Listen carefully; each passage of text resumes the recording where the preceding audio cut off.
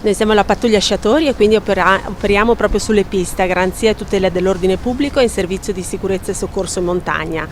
Quindi sia all'interno della pista di gara in collaborazione con l'ASL della Regione Veneto, sia la parte esterna per l'organizzazione, per le delegazioni e la sicurezza di tutti quanti. Un'Olimpiade come atleta e una adesso appunto per la sicurezza, sempre comunque un'Olimpiade. Sì, io vengo da Torino 2006 dove ho partecipato nella combinata, invece con le Fiamme Oro della Polizia di Stato, e oggi invece mi trovo nei ruoli operativi e quindi a garanzia della sicurezza degli altri.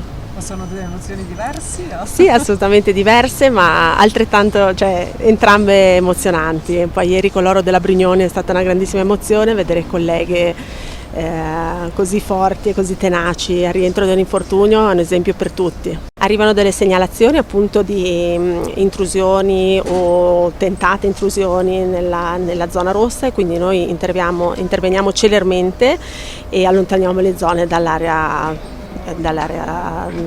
nella quale non si può stare, ecco. Questa è a tutela delle organizzazioni e delegazioni.